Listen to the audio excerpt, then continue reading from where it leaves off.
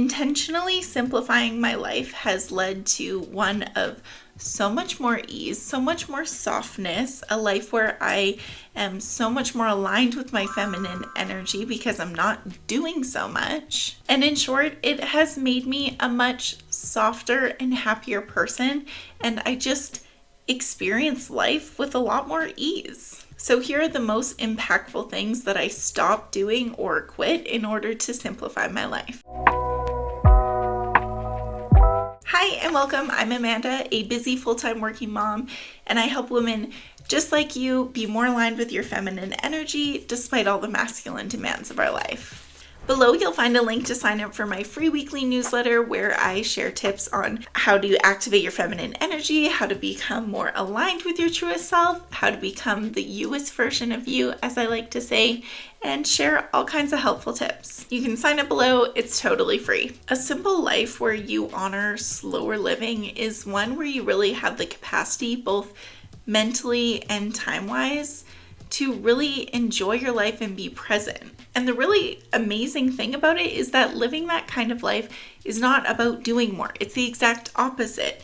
90% of the benefit that you get from simplifying your life comes from doing less. And on a channel where we love to talk about feminine energy, how wonderful is that? It's extremely freeing, and simplifying my life significantly and being really intentional about it has absolutely helped to activate my feminine energy and step into it way more. It's helped me to greatly reduce stress and live a much more meaningful and intentional life. So here are all the things I did, or probably not all of them, but the most impactful things. First, I stopped hurrying, and I know it's not just me, and I know that it's not just because I'm a mom or just because I'm a full-time working mom. As human beings living in the world in this decade, we just rush. We rush through everything. The to-do list is never complete. There's never a time where we get to the end of our day and we're like, wow, I wish I had more things to fill that day with. It just doesn't happen like that. Things happen quickly. We need to be somewhere. We need to do something. If we happen to have some time, we're really, really good at filling it and then rushing to complete that. But hurrying, while it feels totally normal to 95% of us at this time, it's not how our brains and our bodies actually like to operate, especially as feminine women. So instead, I don't hurry. Something simple but so tactical that I did is that I started getting my kids up 10 minutes early in the morning, and 10 minutes isn't a huge amount of time, but it does. A 10-minute buffer, if anyone has to get their kids ready to school on time, you know that a 10-minute buffer makes the difference between, okay, get your shoes on, okay, eat your breakfast, okay, get dressed, okay, it's time to brush your teeth, to slowing that down. If you can add in like an extra 2 to 3 minutes at like each of those touch points, buffer time is a beautiful, beautiful thing, especially, and you know what, it's great for me, but more than that, it's been really, really great for my kids. Just think about it. Anything that affects us probably affects our kids like times 10, right? So if slowing down and not hurrying as much feels peaceful and beneficial to you, the same is true times 10 for little kids. I no longer make other people's urgencies my own, whether that be not rushing to call someone back, or even not answering the phone call if I'm in the middle of something else, not rushing to reply to a text immediately, letting an email sit unread for a couple days. Other people's urgencies are not yours. It was their urgency to get the message to you. It's up to you how and when you handle it. And you need to learn, just because something is urgent for someone else, it does not mean that you are obligated to make it urgent for yourself. I stopped doom scrolling, and I talk about this in so many of my videos because it has affected so many different aspects of my life. But doom scrolling, it sent my brain into overdrive. It obviously wasted so much time. It inevitably got me playing the comparison game. It gave me information that I didn't need. It overstimulated my brain. I never left like an hour-long Reels or TikTok scrolling session feeling good, even if I was learning good information. Like, there would be times when I would like specifically search something that I would want to learn about, And so I got that, but it never felt good. And it also never felt satisfying. Like I never felt like, oh, I learned so much. I feel so much more educated. That was a really good way to spend that last hour. I never got that. So I cut it out. And I don't want to be dramatic, but the effect that it's had on my life has been pretty profound. And this applies to the hour-long doom scrolling sessions or the 5-minute scrolling sessions that you do 40 times a day. Either way, scrolling is not serving you. And when I cut it out, it made my life so much more peaceful. So if it feels like something hard to give up, then that's even more reason to give up. I would say the more letting go of scrolling feels scary to you or feels like something you can't do or that you have a lot of resistance to, the more you really need to. So journal on that one. This one I still have a hard time with, but for the most part, I try to quit multitasking because anyone out there will tell you that it's not actually effective. Like scientifically, it's been proven multitasking is never going to be more efficient than just doing one thing at a time. And I have come to the point where I know this to be true for myself and I exercise it most of the time. There are still some times when I multitask. Sometimes I catch myself and I pull myself out of it. Other times it's kind of like out of necessity for some reason or another. Like I'm on an actual time crunch and I have 2 things to accomplish and they are things that use different parts of my brain and I can do them simultaneously. But I really, really try not to because I've seen the benefit of single tasking. I've let go of the need for self-improvement. And what I mean by that is I'm not always listening to nonfiction audiobooks or podcasts or YouTube videos. I gave up on the notion that there was always something about me to fix. I'll be the first to admit that I'm not a perfect person. I never will be. But you know what? I'm okay with that. I accept myself for exactly as I am. I know that I have strengths. I know that I have weaknesses. And sometimes I may choose to work on those weaknesses. Sometimes I may choose to accept them. And that's okay too. I think the real point here is you're not supposed to strive to be a 100%, 10 out of 10, operating optimally at all times person. You're human. You're not a robot. So it's okay that you're not the most productive, the most efficient, the most mindful. I don't know. There's a million different things that you can approve upon yourself with. But you don't need to. Just because there is space in which you can improve, it doesn't mean that you need to, and it doesn't mean that your energy needs to go there. I've stopped striving for perfection or trying to do it all because 9 times out of 10, good enough really is good enough. And I've stopped trying to do it all. I've really gotten good at honing in on what is most important for me and most impactful for me and my family. And I focus on those things. I no longer try to do everything or be everything to everyone. I focus on the intentional key things that are actually most important. I do those and I let go of the things that don't really matter. On that same note, and this is very vague, but I let go of people, things, circumstances, anything that doesn't serve me. I think like the takeaway is just think really critically about everything that you encounter, everything that you interact with, whether it be people, things, shows, information, whatever. Just think really critically and ask yourself, does this serve me? Yes or no? If no, consider letting it go. I've kind of, end bracket, let go of being so rigid with parenting. And this is a tricky one, right? And it also doesn't apply to everyone, so I don't want to harp on it forever.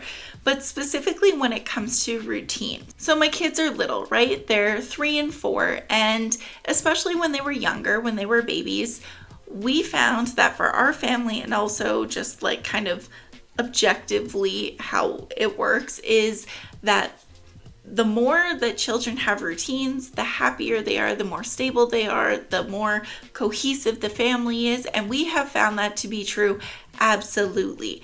And so we have always been very rigid about our routines, our schedules. And for the most part, that has served our family really, really well. And we stick to our routines very religiously. However, it used to be where nothing could get in the way of a routine. Nothing could shake it. We wouldn't let anything get in the way. But when you live your life so rigidly, it's very restricting and it's not very simple.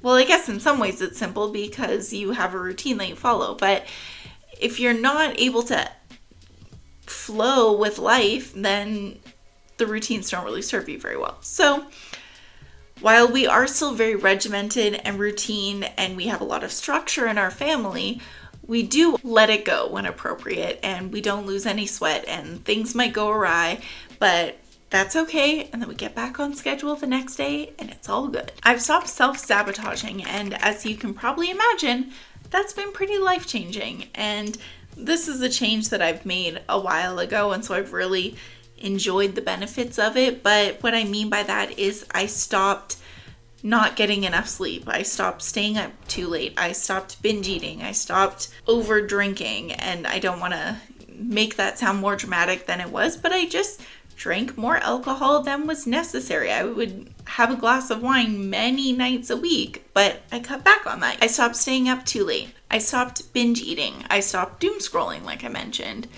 I stopped negative self-talk. All these things that were just sabotaging to myself, I just quit doing them.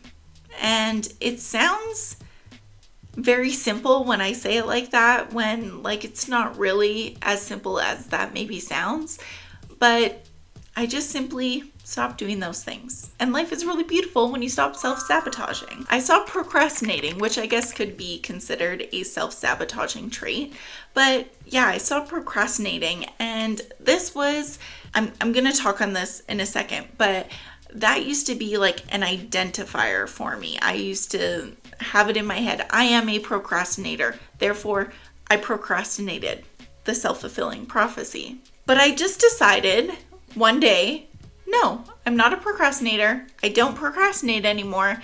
And I just started doing the things I needed to do. And it didn't make me want to do them anymore. But I just let go of the identity that I was a procrastinator and that I was someone that procrastinated. And so I stopped. And life is a lot more simple when you just do the thing rather than you think about how you have to do the thing 1,000 times over before you actually do it. Like I just said, I let go of certain identities that I held for myself.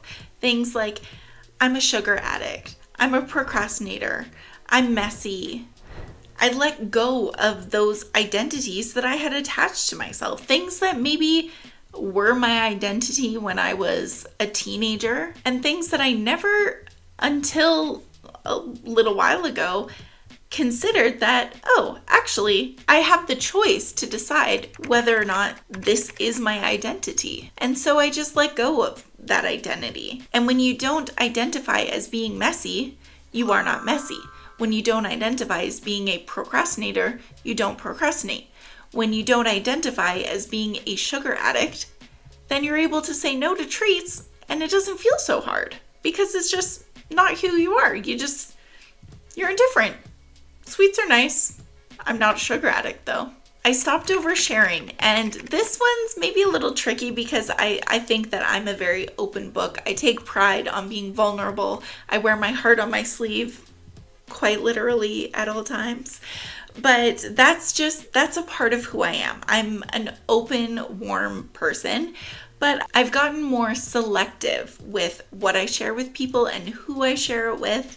And I don't overshare as much as I once did. I let go of chaotic schedules for myself and my family, and just simply we commit to doing less things. We have intentional time built at home for relaxing, for downtime. And I learned, especially for my kids, this is really important. I know that it's really important for me, but I learned how important it is for my kids. I see it in their behavior. I see it in how they act when they have time at home doing nothing. I mean, they're kids, so they never do nothing, but unstructured time. It's really beneficial for me. It's really beneficial for my kids. It's really beneficial for our whole family. I let go of any sort of attachment. I truly don't care about anyone's opinion of me. And I can say that because I hold so much value in who I am. So it's not that I think I'm this bad person that can get away with anything and I don't care what people think about me.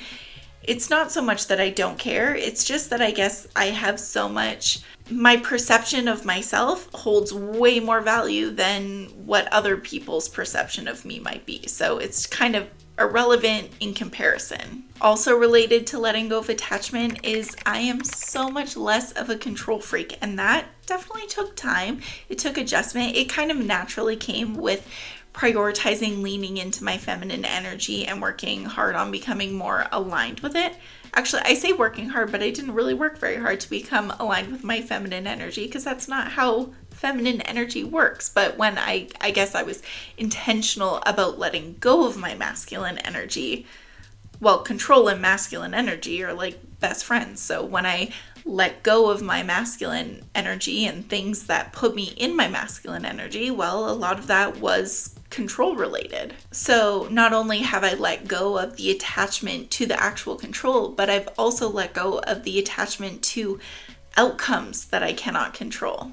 This one's a big oof in the heart, but I let go of longing for how things once were or how things may be in the future. And I guess you could that all kind of boils back to being present. But, I had a hard time with motherhood when I first had my kids, and there was a big piece of me that longed for the freedom that I used to have. It's not like I wanted to give my kids back, but there was a huge part of me that longed for the freedom that I used to have. And I hate to say it, but longed for the freedom that came with different growth stages. Like, oh, I'll have more freedom when they get a little bit older, or oh, I'll have a little bit more time for myself when they go to school. Things like that. I completely let that go because I'm so aware of the fact of I have so much to be grateful for and enjoy right now in any given day, and it's a gift that I need to fully enjoy and be present for. But also I just don't feel the same attachment to the future and the past. It's like the past was nice. I enjoyed it at the time. I'm sure our future will be amazing and I look forward to it, but the moment I'm in right now is wonderful as well. And that's what I'm focused on. I stopped forcing myself to be so disciplined. I'm so much more in tune with the ebbs and flows of my energy and what I need to be focused on at any given time. And sometimes what I need to be focused on is rest. And I have learned to lean into that and to not be so rigid. I stopped having my phone glued to me so much. And a big part of that was letting go of social media and getting rid of that, because your phone just isn't as entertaining and as interesting to have on you at all times when you don't have those apps. But I'm sure at least some of you can relate to this. But if I was wearing jeans, my phone was literally attached to my butt all day long. It was in my pocket constantly. But now there will be times when like hours will go by and I'll be like, oh, I have no idea where my phone is. I haven't seen it in hours and I don't care and I don't miss it. And that's really freeing. I stopped overconsumption, and I'll be the first to say I am by no means a minimalist. Not by any stretch of the imagination. I like things. I buy what I like. I enjoy stuff. But I let go of the overconsumption. I don't need so many options. I don't need so many choices. And so I would say that I stopped overconsumption. It's not like I don't shop anymore or I don't buy things or anything like that, but I don't buy so much of everything. Similarly, I've just taken away complication in my life anywhere that I can. There have been times in my life where I've had like a 10-step skincare routine, and that was fun at the time, but now I'm like, I need to wash my face, I need to moisturize it, and maybe there's like a certain treatment that I need to do. And my skin has really never been happier. So that's just one example, but there have been, I could probably make a whole video about all of the systems in my life that I have completely simplified. I've given up overstimulation and constant background noise. I used to always need to have background music on or an audiobook or whatever. I like never had a moment of silence. But I've given that up and I've welcomed silence into my life, and it has been so peaceful. And it really makes life feel so much more simple and slower, and just gives a lot more ease to the day and your experience as you move through life. And lastly, I've given up trying to stay up to date on the news, and you can call me ignorant if you'd like, but the amount of inner peace that comes from not concerning yourself with the things that you don't have any control over is worth a little bit of ignorance. They say ignorance is bliss, and yes, it is, and that's how I choose to live my life. And of course, I don't live in isolation, so I'm still aware of what's happening in the world. I know everything that I must know. I know the top surface level stuff because I live in a world where I interact with humans and other people who consume the news, but I don't. I hope you found some of this helpful and got some ideas for things that you can quit or stop doing in order to simplify your life and live a slower, more peaceful life at ease. Subscribe for more videos like this if you liked it, and don't forget to check out my newsletter below. It's totally free, and there's nothing worse than a crappy newsletter, so I promise not to send you one. I'll see you next time.